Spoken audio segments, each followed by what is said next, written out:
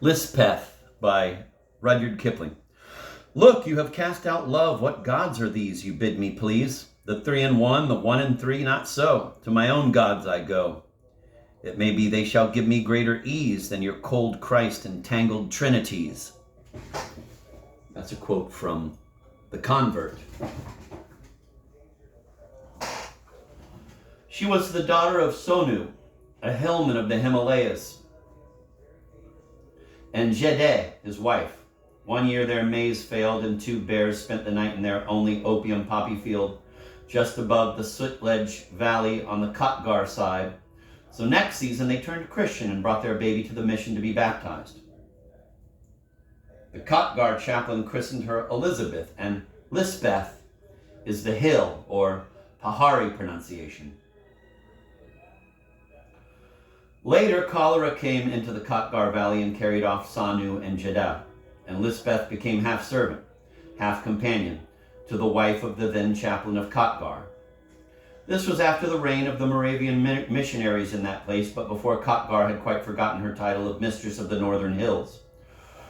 Whether Christianity improved Lispeth, or whether the gods of her own people would have done so much for her under any circumstances, I do not know, but she grew very lovely.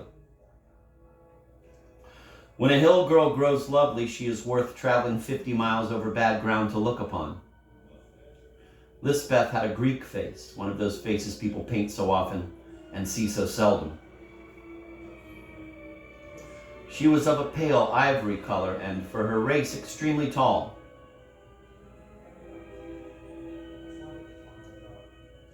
Also, she possessed eyes that were wonderful, and had she not been dressed in the abominable print clothes affected by missions, you would, meeting her on the hillside unexpectedly, have thought her the original Diana of the Romans going out to slay.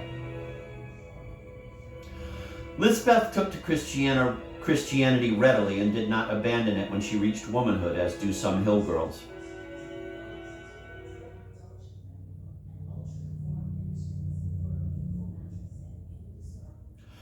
Her own people hated her because she had, they said, become a white woman and washed herself daily, and the chaplain's wife did not know what to do with her. One cannot ask a stately goddess, 5'10" in her shoes, to clean plates and dishes. She played with the chaplain's children and took classes in the Sunday school and read all the books in the house and grew more and more beautiful like the princesses in fairy tales. The chaplain's wife said that the girl ought to take service in Simla as nurse or something genteel. But Lispeth did not want to take service. She was very happy where she was. When travelers, there were not many in those years, came into Khatgar, Lispeth used to lock herself into her own room for fear they might take her away to Simla or out into the unknown world. One day, a few months after she was 17 years old, Lispeth went out for a walk. She did not walk in the manner of English ladies, a mile and a half out with a carriage ride back again. She covered between 20 and 30 miles in her little constitutionals, all about and about between Khatgar and Narkunda. This time she came back at full dusk, stepping down the breakneck descent into Khatgar with something heavy in her arms. The chaplain's wife was dozing in the drawing room when Lispeth came in, breathing heavily and very exhausted with her burden. Lispeth put it down on the sofa and said simply, "This is my husband. I found him on the Baggy Road. He has hurt himself. We will nurse him, and when he is well, your husband shall marry him to me." This was the first mention Lispeth had ever made of her matrimonial views, and the chaplain's wife shrieked with horror. However, the man on the sofa needed attention first. He was a young Englishman, and his head had been cut to the bone by something jagged. Lispeth said she had found him down the hillside and had brought him in. He was breathing queerly and was unconscious. He was put to bed and tended by the chaplain, who knew something of medicine, and Lispeth waited outside the door in case she could be useful. She explained to the chaplain that this was the man she meant to marry, and the chaplain and his wife lectured her severely on the impropriety of her conduct. Lispeth listened quietly and repeated her first proposition. It takes a great deal of Christianity to wipe out uncivilized Eastern instincts, such as falling in love at first sight. Lispeth, having found the man she worshipped, did not see why she should keep silent as to her choice. She had no intention of being sent away either. She was going to nurse that Englishman until he was well enough to marry her. This was her program. After a fortnight of slight fever and inflammation, the Englishman recovered coherence and thanked the chaplain and his wife and Lispeth, especially Lispeth, for their kindness. He was a traveler in the East, he said. They never talked about globetrotters in those days, when the P&O fleet was young and small, and had come from Dara Dun to hunt for plants and butterflies among the Simla hills. No one at Simla, therefore, knew anything about him. He fancied that he must have fallen over the cliff while reaching out for a fern on a rotten tree trunk, and that his coolies must have stolen his baggage and fled. He thought he would go back to Simla when he was a little stronger. He desired no more mountaineering. He made small haste to go away and recovered his strength slowly. Lispeth objected to being advised either by the chaplain or his wife. Therefore, the latter spoke to the Englishman and told him how matters stood in Lispeth's heart. He laughed a good deal and said it was very pretty and romantic, but as he was engaged to a girl at home, he fancied that nothing would happen. Certainly, he would behave with discretion. He did that. Still, he found it very pleasant to talk to Lispeth and walk with Lispeth and say nice things to her and call her pet names while he was getting strong enough to go away. It meant nothing at all to him and everything in the world to Lispeth. She was very happy while the fortnight lasted because she had found a man to love.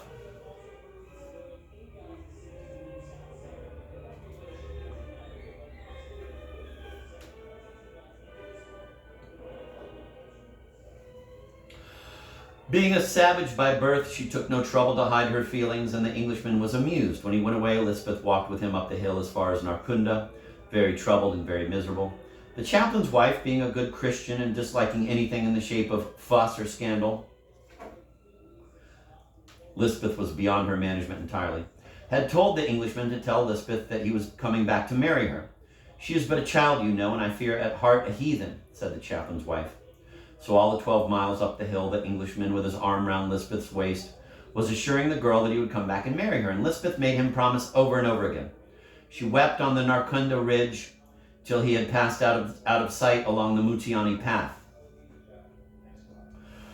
Then she dried her tears and went into Khatgar again and said to the chaplain's wife, "He will come back and marry me. He has gone to his own people to tell them so." And the chaplain's wife soothed Lispeth and said, "He will come back." At the end of 2 months, Lispeth grew impatient and was told that the Englishman had gone over the seas to England. She knew where England was because she had read little geography primers. But of course she had no conception of the nature of the sea, being a hill girl. There was an old puzzle map of the world in the house. Lispeth had played with it when she was a child. She unearthed it again and put it together of evenings and cried to herself and tried to imagine where her Englishman was. As she had no idea of distance or steamboats, her notions were somewhat wild. It would not have made the least difference had she been perfectly correct, for the Englishman had no intention of coming back to marry a hill girl. He forgot all about her by the time he was butterfly hunting in Assam. He wrote a book on the East afterward. Lispeth's name did not appear there. At the end of 3 months, Lispeth made daily pilgrimage to Narkunda to see if her Englishman was coming along the road. It gave her comfort, and the chaplain's wife, finding her happier, thought that she was getting over her barbarous and most indelicate folly.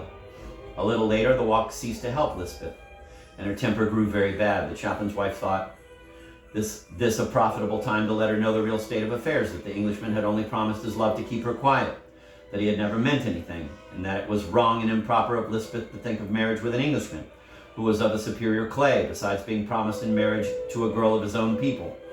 Lispeth said that all this was clearly impossible because he had said he loved her, and the chaplain's wife had with her own lips asserted that the Englishman was coming back.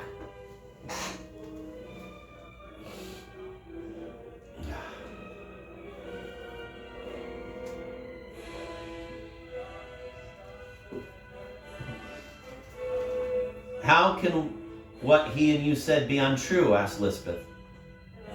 "We said it as an excuse to keep you quiet, child," said the chaplain's wife. "Then you have lied to me," said Lispeth. "You and he?" The chaplain's wife bowed her head and said nothing. Lispeth was silent too for a little time. Then she went out down the valley and returned in the dress of a hill girl, infamously dirty but without the nose stud and earrings. She had her hair braided into the long pigtail, helped out with black thread that hill women wear. "I am going back to my own people," said she.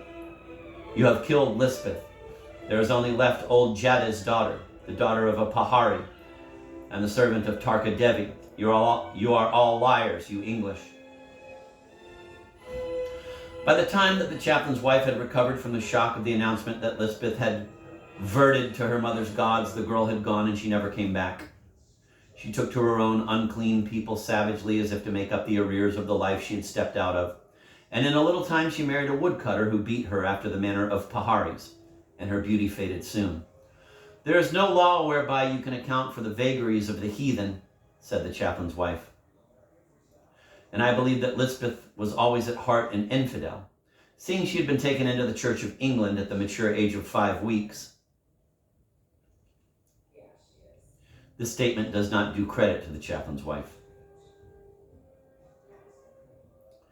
Lispeth was a very old woman when she died. She had always a perfect command of English, and when she was sufficiently drunk could sometimes be induced to tell the story of her first love affair.